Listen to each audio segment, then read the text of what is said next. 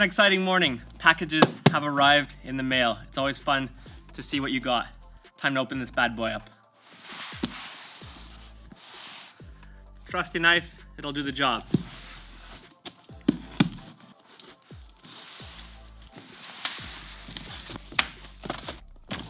There's a lot of packages in here. It's like Christmas.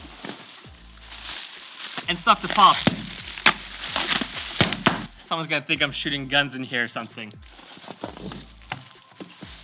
All right, let's see what I got. There's still a big box in there, but I'll open up these small boxes first. So this is from PGY Tech.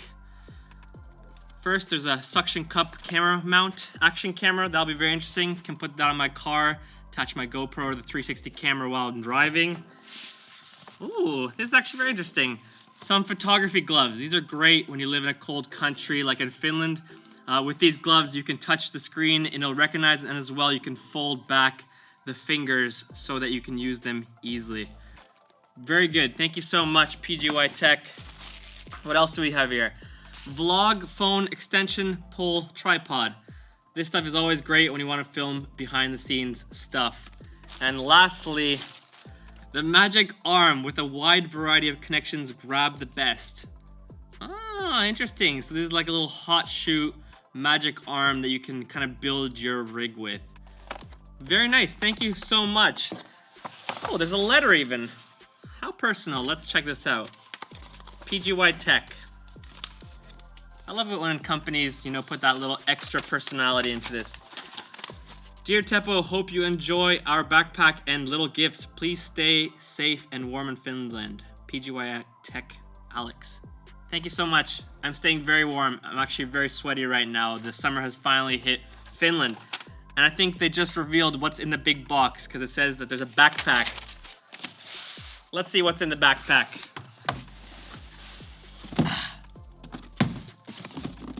For all these people who do YouTube channels and do unboxings, I gotta give them credit because opening a box isn't easy.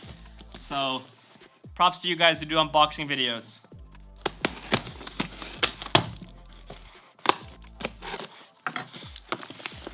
It's not coming off! Or is it? Come on! Oh! It does the job. Let's see what's in the backpack, or what the backpack is like. Oh man, I gotta rip this thing open too now.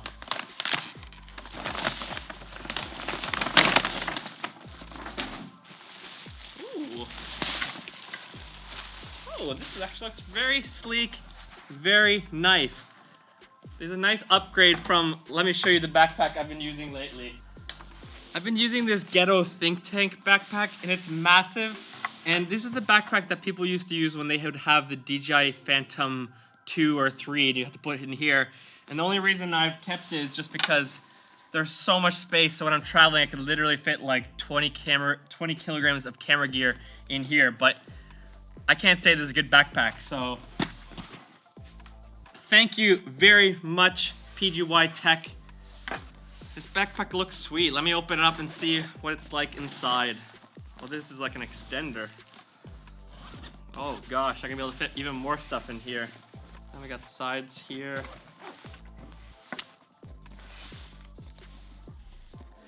How do you open this backpack? Ah, it's up here. Ah, yes. Oh, this is beautiful. Nice green color too. This is like, oh, and if you can see, there's actually a little like memory card slots right in here. This is very nice. Thank you, Alex. Thank you so much, PGY Tech, for your guys' backpack. Very excited to test this out on all my travels. I almost missed out on this one package. There was a hat, and I was just saying the other day that I need to buy myself a hat because wearing a beanie in the summertime, well, let's just say it's too sweaty, so. What do you guys think? I think it looks really good.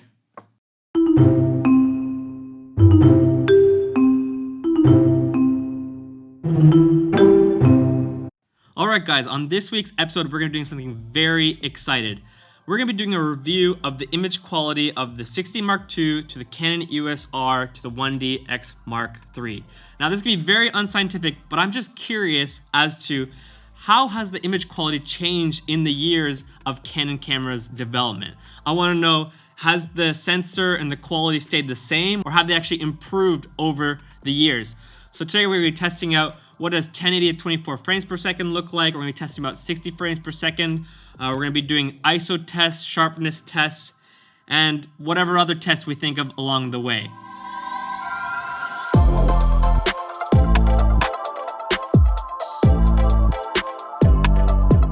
All right, we are back in the studio after doing some very unscientific tests, but the results are in. So let's look first at the footage filmed at 1080 24 frames per second. This footage was filmed with the Sigma 35 lens at f3.5 ISO 160. So this is the footage from the 6D Mark II. This is the footage from the EOS R. And this is the footage from the 1DX Mark III. Now, the 6D Mark II did fairly well. I think the image quality looks pretty good. It's not the sharpest, and there is a little bit of a reddish tint to the footage, but for the price point and the age of the camera, I think it did pretty well. Now, the EOS R, it's a little bit sharper, but the skin tones look a lot better than the 6D Mark II. Really like the image quality of the EOS R at 1080 24 frames per second. Now, what was interesting of all the test results, the 1DX Mark III at 1080 24 frames per second, it was definitely the sharpest of all three cameras, but the skin tones were super red. And I don't know if it had to do just the fact that when I first looked at the EOS R, I find that the EOS R has a little bit more of a warm green tint to the footage, and then switching over to the 1DX Mark III, that it just overemphasized the reddishness of the footage. But in my opinion, the footage looks really red, which is kind of interesting because this is the most expensive of the three cameras, so you'd assume that the more money that you pay, the better image quality that you're going to get. But in my opinion, of the three, I think the EOS R had the best image quality. As well, the 1DX Mark III had a really strange moire going in Akko's t-shirt. You can see these little lines in his shirt, so that wasn't good either. So those are my thoughts on image quality for the three cameras at 1080 24 frames per second. They don't differentiate too much, but you can definitely tell when it comes to skin tones and sharpness that 6D Mark II is the least sharp, EOS R is a little bit sharper, 1DX 3 is the sharpest, but then I would say skin tones wise, I would give a ranking of third place, second place, first place when it comes to skin tones. So the 1DX Mark III, in my opinion, didn't do very well skin tones wise. The 6D Mark II, it's pretty good, but the EOS R, in my opinion, did the best. Now for the noise test. We are always interested to know how well do cameras do in low light. You know, if you're filming a wedding, for example, a lot of times the situations are very dark. So you want to shoot with a camera that performs well in low light. Now, when we cranked up the ISO to 6400, we turned off all the lights in the studio. The EOS R and the 6D Mark II had fairly similar noise. It was interesting with the EOS R, when we cranked up to ISO 6400, the skin tones went even more green and warmish, even though I had the same white balance. It was really interesting. But when you look at the 1DX Mark III, you can tell that it definitely has the least amount of noise. And that's definitely one of the perks of having a higher end camera body. A lot of times they do a lot better in low light circumstances. So when it comes to noise and low light capabilities, I definitely rank the Canon 6D Mark II and the EOS R about the same, but the 1DX Mark III definitely won the noise test when it comes to shooting at ISO 6400. And the last test that we did was the slow motion test. We all know that we love our slow motion, but the truth is slow motion is not always the same on every single camera. For example, if you film at 120 frames per second on an iPhone versus the 1DX Mark III, the image quality is going to be very different.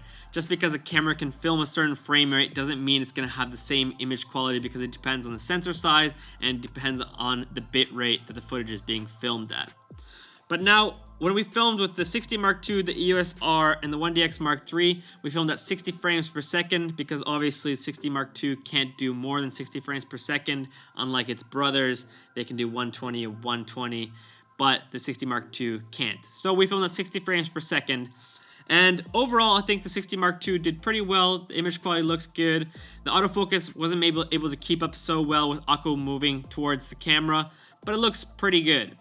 Now, when we go to the EOS R, the autofocus worked a lot better. It was able to follow Akko, and I think the image quality looks better. And then with the 1DX Mark III, the autofocus was really great. It was able to follow the footage very well, but there was once again a little bit more reddish tint to the footage. As well, with the EOS R, there was again this strange moire, which is a little bit unfortunate. I really don't like it that when you film with Canon cameras, sometimes you get that mooring on certain patterns on t-shirt or clothing. So if someone was to ask me which of these 3 camera bodies should I buy based on image quality, well, based on price, I would definitely probably choose the 60 Mark II.